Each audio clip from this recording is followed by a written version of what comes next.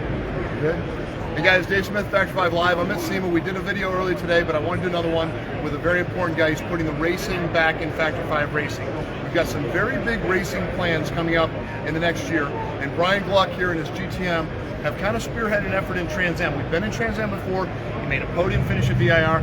Brian, tell me first of all about the car and how we got to where we are right now. Well, it's the Factory 5 GTM, as everybody knows. We took a great platform, the GTM, put a little spice in it, a little mix to make it Trans Am worthy with a little safety equipment, put a great motor in it, and in 3 entries in Trans Am, and our third attempt out, we pull a 3rd place at VIR. So it's a proven car that's easy to drive and a good challenge for a race car driver to run. Well, we're going to spend money in 2 areas in racing.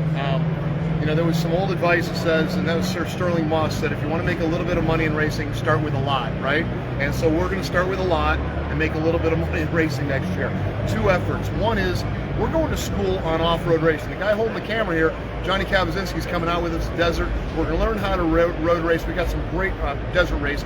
We got some great partners, and we met some people here at SEMA, and some teams are going to help us get that desert racing pre-runner really to the level where it needs to be, so that anybody who wants to get in, drop the hammer, they can. But on the road race side, we started out with Challenge Series racing with NASA back with SCCA back in the day. We've gone through WERA on the West Coast. We've done all kinds of road racing. Trans Am is really the home that we want to make.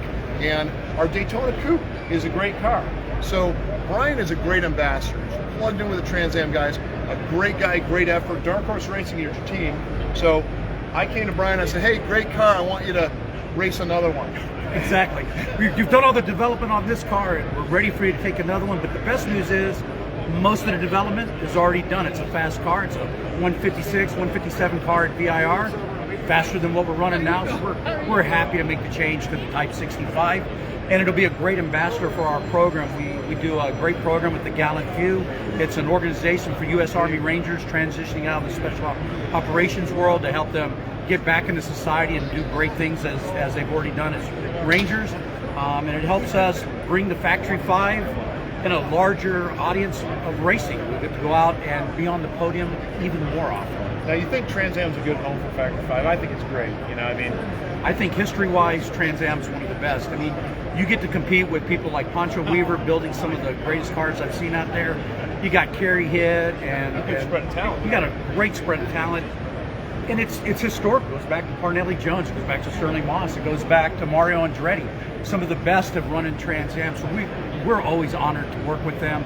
And the Trans Am as an organization is great. When we first brought the GTM to them and said we wanted to run, they helped us work the car into their rule set and then give us some flexibility to get fast and to be able to get onto the podium. So what class are you running this one? And we'll talk about the coupe. We're gonna do, and Brian's gonna help us kind of recruit some teams that'll run in it's SGT. SGT. So that's Super Grand Touring. So Trans Am now is divided up into TA2, which is their biggest segment, and they run on their own, 40 car count, 50 car count out there. Great driver development spec series. The big dogs are their TA1, 900 horsepower, tires this wide, and under that you have XGT, which is Extreme Grand Touring, then SGT, which is Super Grand Touring, which is where we are. It's where the coupe will fit in really good, the Type R. And then they have the GT class, which the car might be eligible for, which is their little lower horsepower, a little less aero work. Mixed class racing, so TA1, XGT, SGT, GT, all get to run together. Right. Makes some really exciting racing. Lots of passing, lots of carnage. It's what you go to watch racing. But it's really fun because you're on track with some real talent. I mean, this is professional road racing. Trans Am is storied marquee. So it's a great home for us. Before we quit, you're at SEMA. Most guys want to see the car. Maybe it's a bit of a look into the rearview mirror, but I mean, he was on the podium 2 weeks ago, right? 2 weeks ago. Why don't you give us a look at the car, step us through kind of what you did. I don't know what this bottle. Well, what this bottle is, we'd like to show you. This is the champagne bottle for our first podium with this car in professional road racing.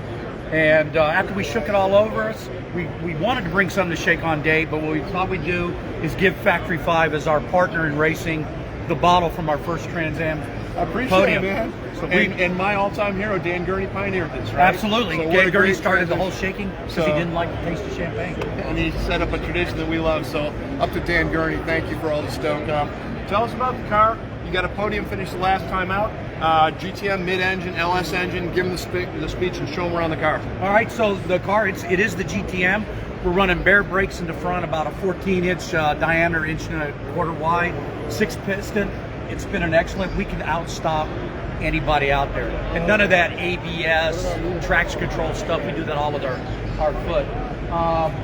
We use an electric water pump to keep the system cool. It's worked great with the distance between the radiator in the front and of course the engine in the back. As the car goes, the DNA is very much GTM. This is a factory-fied GTM with a little bit of structural added for the large slicks that we run, the safety tubing and stuff that we need. Other than that, we're running the AIM2 MXL data acquisition system.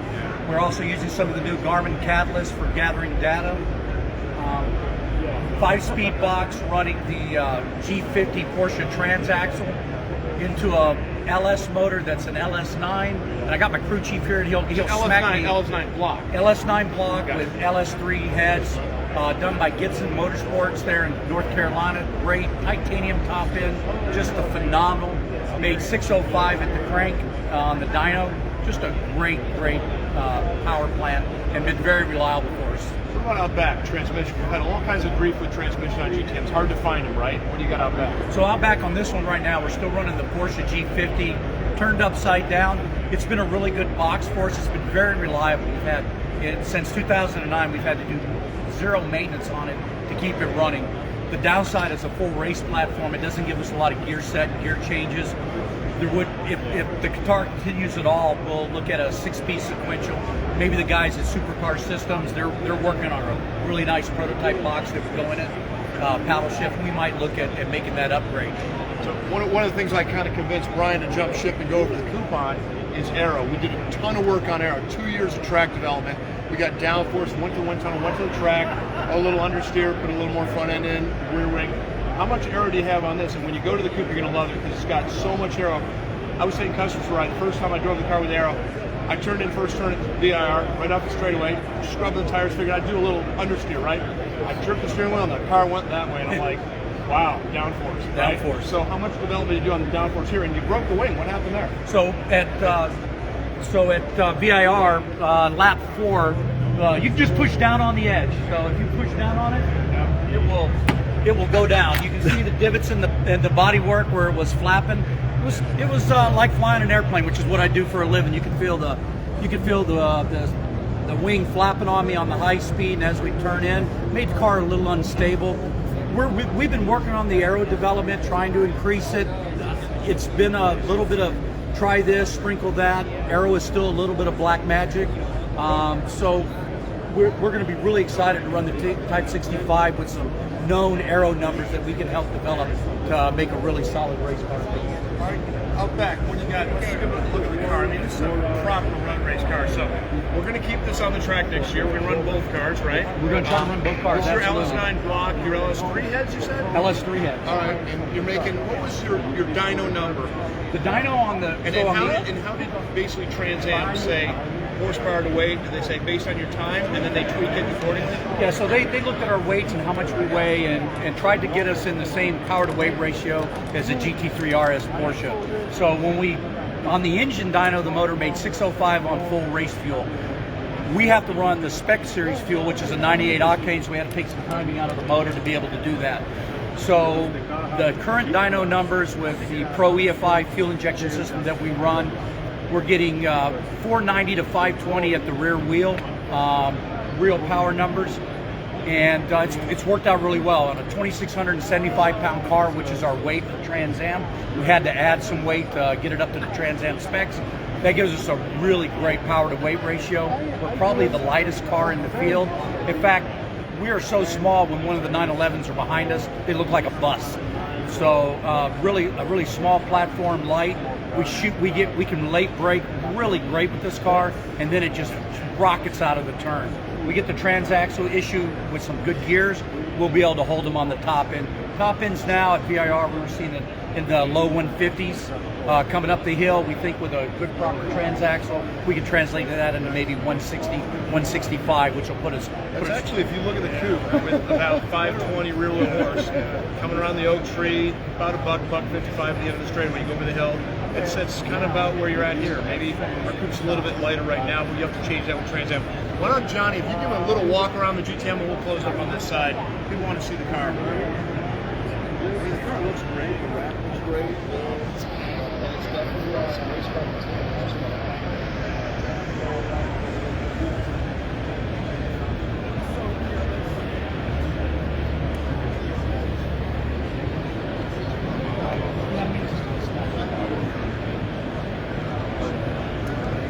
Oh, now I see it.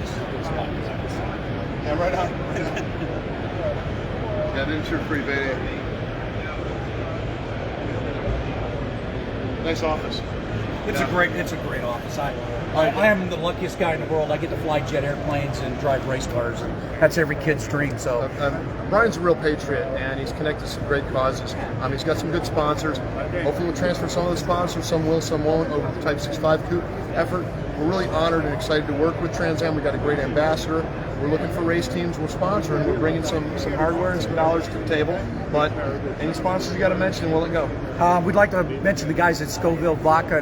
He was a former Navy pilot. Wait a minute, Scoville vodka. Yeah. What's the spice in it? It's jalapeno. Jalapeno. And they just got a vodka. habanero one that just came out. Yep. A little more spice. Excellent. They're great guys. The owner of the company, he was one of my backseaters in Afghanistan and Iraq. He was a Navy helicopter Top Gun pilot in the helicopters, and he's the owner of Scoville. Scoville vodka is awesome. I got some at Factory 5. I'm not saying I use it at the end of the day. But, none of us would. I wouldn't drink it after a race or anything like that. Maverick Excavation, which is my brother's company, they've been really good to us. The guys at Lenark Welding have been just outstanding. S4L Wraps. Of course, the guys at the Patriot Challenge, which is our reverse sponsorship. We never take any money from our Ranger brothers. We just want to help them out. And Trans Am. I mean, just great guys. So good team, good people, and then Factory 5. We couldn't do what we do if we didn't have Factory 5. It would have been impossible. We told Dave we'd have to run a limited schedule. I was still deploying overseas. I can't run a whole schedule. Dave never asked us to change anything. They were just happy to support us. Never been a problem. We crashed the car. Dave, first question, are you hurt? Second question is, what do you need? And parts just showed up. We can't. Well, you're racing. Racing is Factory 5 Racing. It's what we sponsor. I should mention, Pirelli sponsors Trans Am. We're excited to work with Pirelli. We are sponsored by Toyo. The boys at Toyo make great tires. I burn the crap on them. They always send me new ones. So we love Toyo. Pirelli's the Trans Am sponsor. But it is. Ryan, great job. We're looking forward to kind of parlaying that success into the coupe. And you're our ambassador for Trans Am, and I appreciate you being here at SEMA. It's my honor to be a Factory 5 ambassador. Factory 5 out. Thank you, man.